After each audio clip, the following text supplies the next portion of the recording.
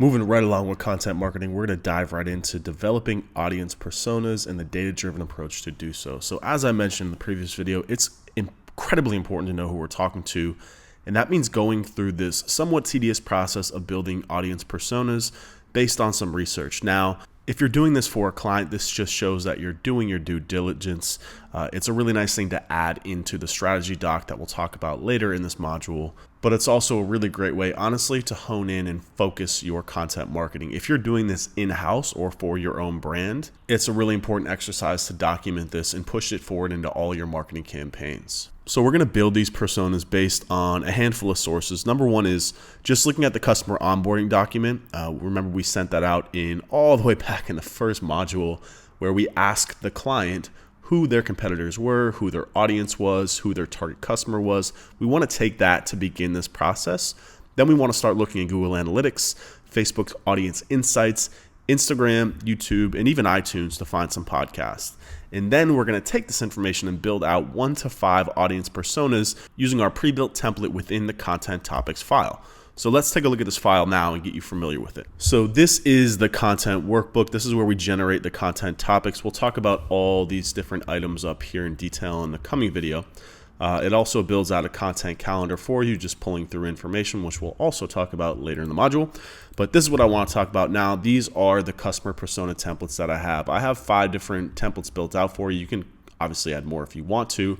But what we're going to talk about in this video is how we can fill out this information using the inputs that I just talked about. So some of the things that we're going to fill out are things like job, career path, age, sex, income, location, hobbies, leisure time, who are the influencers, websites, what is that persona's demeanor, how do they prefer to be communicated, email, social media, what are their goals in regards to our industry and our business, what challenges do they have, what can we do, and what are some objectives that they might have. So let's dive into the process of filling this out. So as I said, you want to use the customer onboarding document to get this information. I'm not going to run you through that now because it's pretty straightforward. You literally just have to look and see what the client says or whoever your executives are. Again, if you're doing this in-house, you still want to run them through this process to download this information. So you want to start there by just having them tell you who their customer is in their mind. And then we want to go through this process to verify it using the data. So I like to start in Google Analytics. In the audience reporting, I'm going to show you these reports.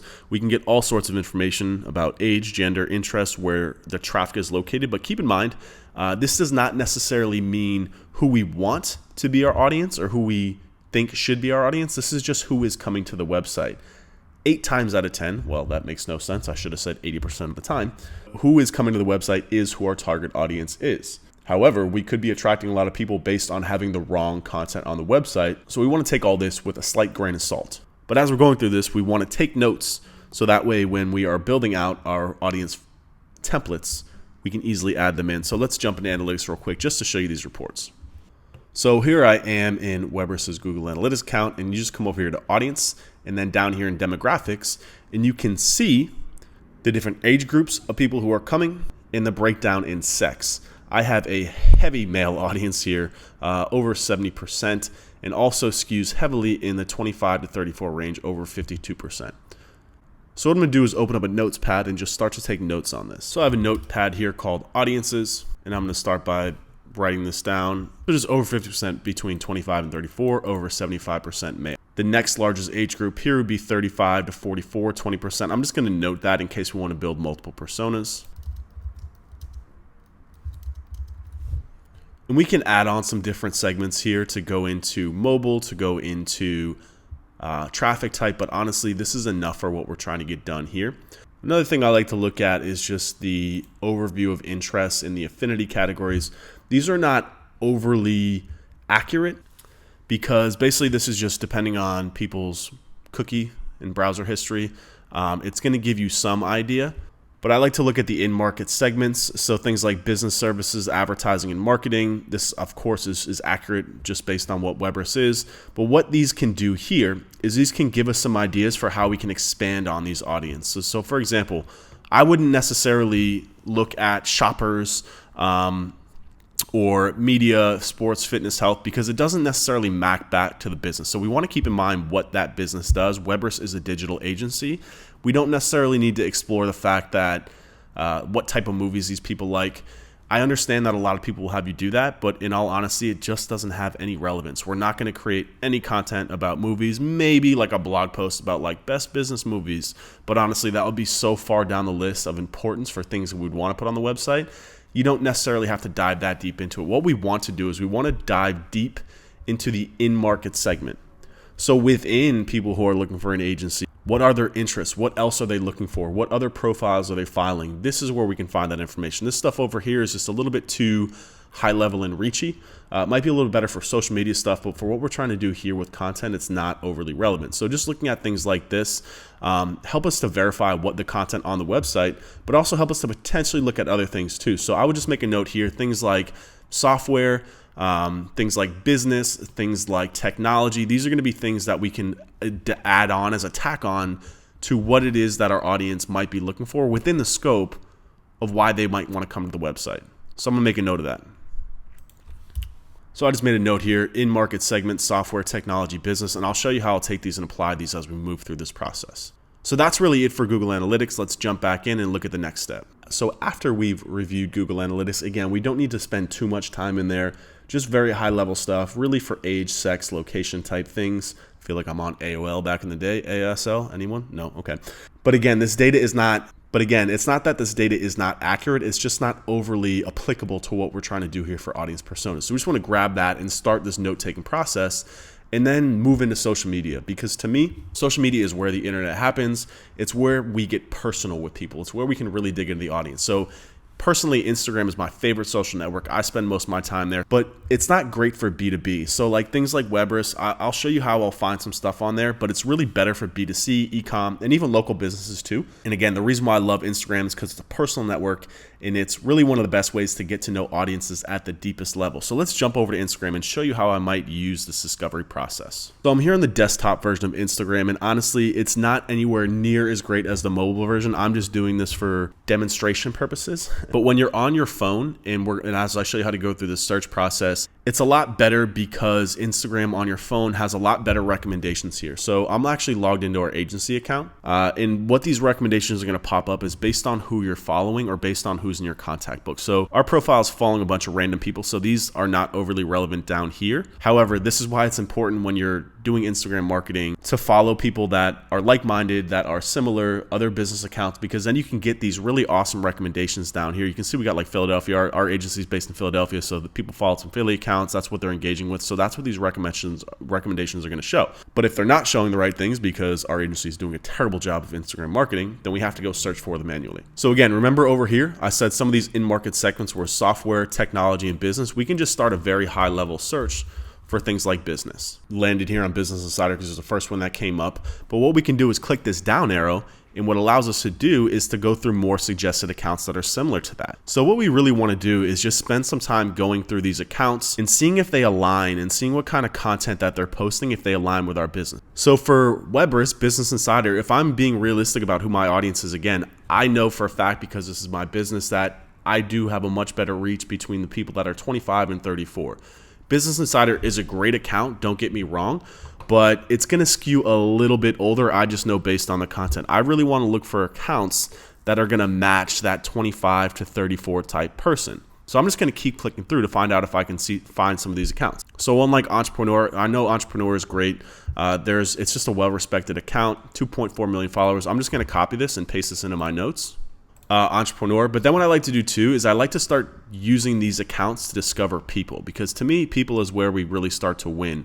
People don't necessarily have that much affiliation and love for brand accounts, but what we can really do, again, is start digging into who these people are. And it takes time, but we just want to click through some of these. So like this guy, David Meltzer, I've seen him before, CEO of Sports Marketing One, and I can just tell by his account, he's got these like captions up here. This is very Gary V. He's definitely got a good reach on the people that I believe would be in my range. So I'm just going to take his profile and copy and paste.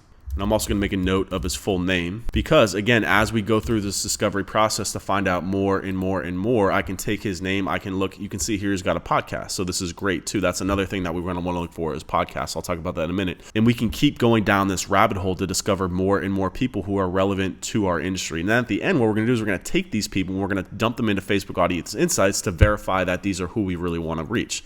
So we just, again, go through this process. keep clicking through, discovering more people. So like what I like to do with people like this is see if he's interviewing anyone. These are going to be just people that he's using to kind of humble brag a little bit. But if he's interviewed by somebody else who has a lot of clout, then we can take that person. I know this guy here. This guy's Bedros. Click on him.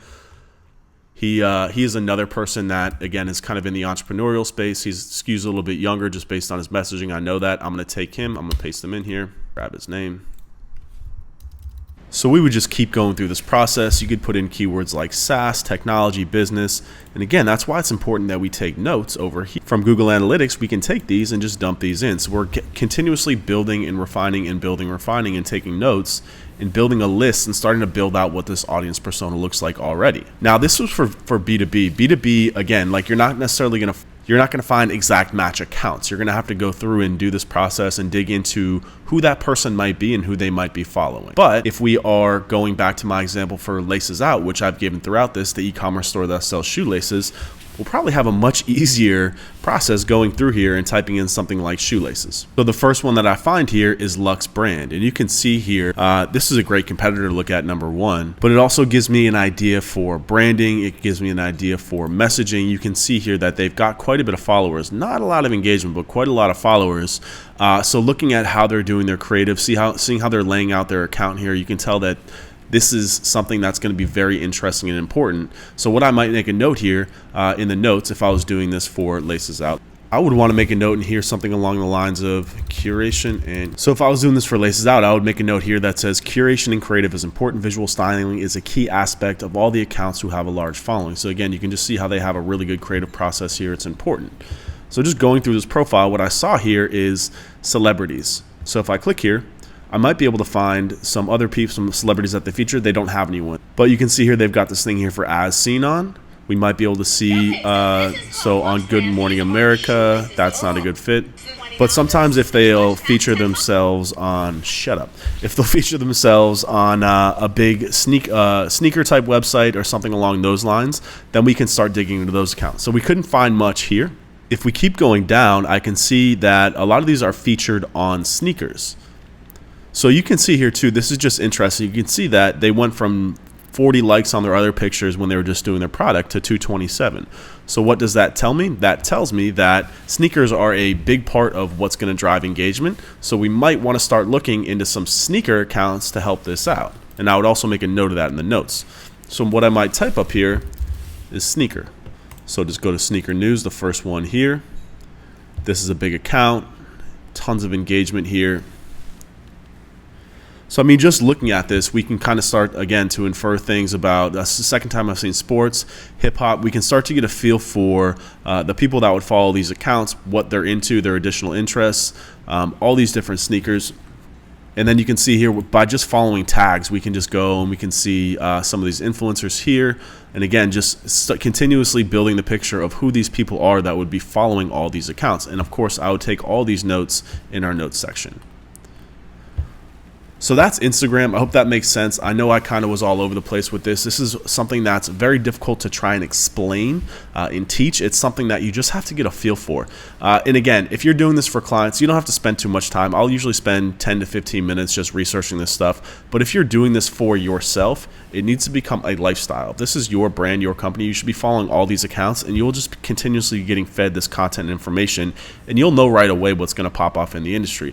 For clients, of course, you're doing this at scale. You don't have the time to dig in this much, but just doing this process of skimming through Instagram in 10, 15 minutes, you can see how much information we were able to pick up. So after we go through Instagram, another great one is YouTube. And this is much better in B2B spaces because there's so much content that's being created and taught and information being shared in B2B. I mean, look at what I'm doing here. I have a whole business built off the back of this and really built off the back of YouTube. So YouTube is awesome. It's another great place to find people. Tell us more about tone, messaging, the list goes on. So let's jump over to YouTube and let me show you how I would search through it. So again, let's go back to if I was doing this for Webris, the digital agency. So I might just start by typing in something like digital marketing to see what comes up. And it's great. You can see that, Neil Patel's here with 132. I would click on this one. Gary Vee's up here. serial entrepreneur Jordan Steen. So you can see how we're starting to dive into who some of these people are, just a feel for them. I would go through and watch these. I'm not going to watch them now, but you guys know how to do this. It's the same thing as Instagram here. But again, the point here is to just dig into and start to understand the differences. This is also important too, because I'm intimately familiar in this space, but that even within the digital marketing space, there's different ways of communicating. Even just looking at the creative that people have to understand who your audience would be. So it's really, really important that you don't just grab these accounts. You actually click through, you look at the comments, you listen to what they're saying, you listen to their tone, you listen to if they're talking about social media versus SEO versus making money versus if they're wearing a suit or a t-shirt, right? We want to try and identify with those people we want to connect with. So for example, putting this into perspective, for Webris, if I know my target client's going to be 25 to 35, they're probably going to be a little bit more laid back. They're probably not going to be the suit and tie type. They're probably going to care a different niche or a different level of marketing, right? And there's no right or wrong because there's all sorts of different spaces that you can identify within these niches. And this isn't just marketing. This is everything.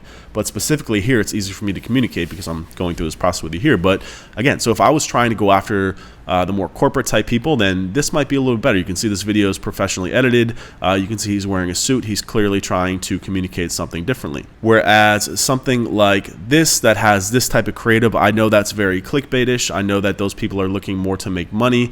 Just again, looking at how to start a digital marketing agency versus how digital marketing will change. This has a lot more of an entrepreneurial vibe. It says serial entrepreneur here too. This one has much more of a, again, corporate, big changes, shifts, strategy. The difference between these two videos for the same keyword is astounding. You have to understand these things. And again, you don't have to spend much time. If you just understand how to think through this process, you can go through this in 5 minutes and make these notes. So point is here is that do the same process, analyze these things, take notes, move links over, record these influential channels, make sure you're taking notes on them because when we're building this persona, we're going to add them directly into that persona. So that's YouTube. Let's go on to the next tactic. Also important to note that you could do this on LinkedIn, especially in the B2B space. And the reason why I don't use LinkedIn is because people aren't really themselves on LinkedIn. Instagram is where people can be themselves. Even if you wear a suit and tie every day, people still get on Instagram and act as who they are and they follow what they want to follow.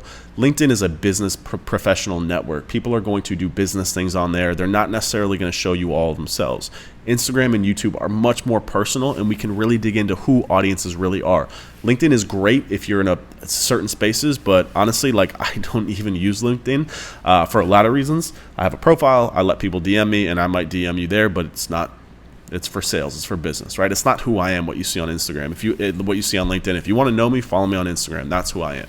So I take that same mentality and I apply it to building these audience personas. We really want to dig into who these people really are. Podcasts are another really good one, simply because we're able to listen and hear and understand, again, the differences. So I have a note in here, just the difference between style, language, and tone. So again, going back to that digital marketing example, Gary Vee is a tremendous business mind. So is Russell Brunson. But the difference in how they both talk about marketing, they both talk about business, they both talk about entrepreneurship, they both talk about the mental side of those things, but how they communicate that polarizes audiences. Gary Vee is going to attract one type of person. Russell Brunson is going to attract another type of person. We want to understand what those distinctions are. And to me, an easy way to do that is YouTube, Instagram, but podcasts are also great for that too. And again, this is a lot of work if you're doing it for clients. You don't have to. This is just a suggestion. And all you got to do is, let me show you real quick. Just come over to Google and just Google what the best podcasts are. Could be best sneaker podcasts, and it's just going to give you a list right here. And you can just go through and listen to one, listen to it in 2x speed if you want. If not, just record it and just, again, understand how these things impact who we're trying to target. This is really important. And of course, take notes. Who are the top influencers? What are their tone? What are their strategies? What can you deduce from creative? What can you deduce from how they're speaking? What can you deduce from looking at these sub niches within these industries to really build out and fine tune who we're trying to target? So the last thing we're going to do is we're going to take this information and we're going to go to Facebook Audience Insights, where we can actually dump this stuff in here and let Facebook do a lot of the legwork for us. So let's jump over to Audience Insights. So this is just a really awesome free tool by Facebook. It's within the advertising platform. You just come up here, go to Tools and Audience Insights, and what you're able to do is put in interests, put in keywords, and it will return age and gender, other pages that they like, location, activity, demographics, all this stuff that we need to complete our audience profiles. So for example, I could come in here and type in Gary Vee, and what it's going to do is it's going to let me know if this is going to identify with who I am. So you can see here, Same age breakdown for men to women as my website. And also the same age range. This right here is my sweet spot. So Gary Vee would be someone that I'd want to put on there. And another thing that I can do is go to page likes and see who else is similar. Rob Dyrdek, that's a terrible example.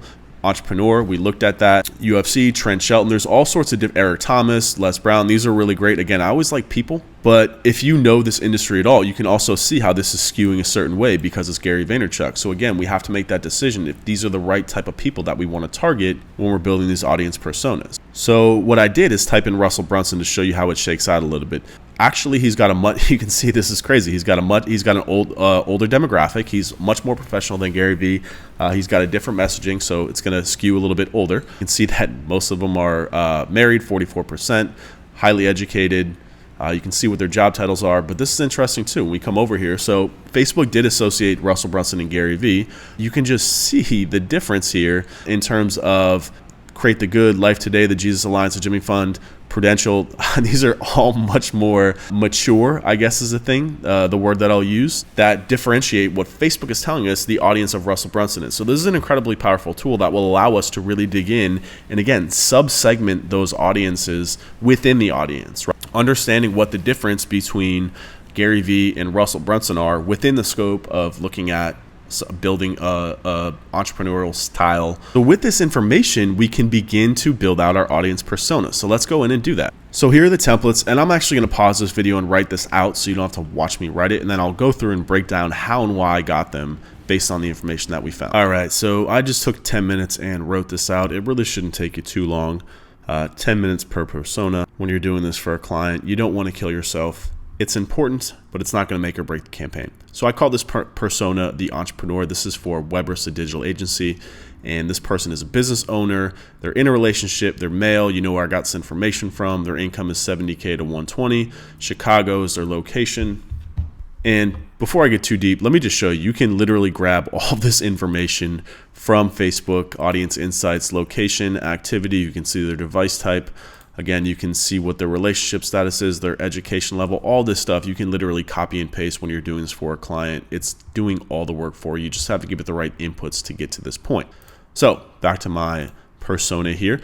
They enjoy reading, being outdoors, spending time with family and friends. They read Marketing Land and Entrepreneur. Their influencers are Ryan Deiss, Russell Brunson, and David Meltzer. They use Amazon.com, Audible. They read TechCrunch. Their demeanor is focused and driven. Their communication preferences are email. Their primary and secondary goals are just to grow their business. Their challenges are lack of resources and lack of knowledge. We can help them achieve their goal by educating and inspiring through well-researched and written content and grow their traffic. Why wouldn't they buy? They're too expensive. So to sell them on us, we do things the right way the first time. It'll save you money in the long run. Again, I just threw this together. It's not overly well thought out, to be honest with you, but it illustrates the point. And honestly, for a client, this is good enough. Just going through this exercise shows them that you care and puts you and your team in the right mindset to get the content created the right way. And you don't have to use all these. Again, guys, this is a template. Feel free to delete some of these. It is a little bit overkill when you're doing this for clients. It becomes a lot of work. But again, I like to build out one or two of these personas. And now that this is done, we're done here for the moment, but we're going to take these and we're going to paste them into the content strategy, which we'll get to later on in this module. Whew, man, that was a long one, a lot longer than I thought it was going to be. So now that we figured out how to develop those audience personas, the next thing that we're going to do is set up the content topic workbook, which we just looked at. We'll be migrating the topics in from the content audit, and I will see you guys in that video.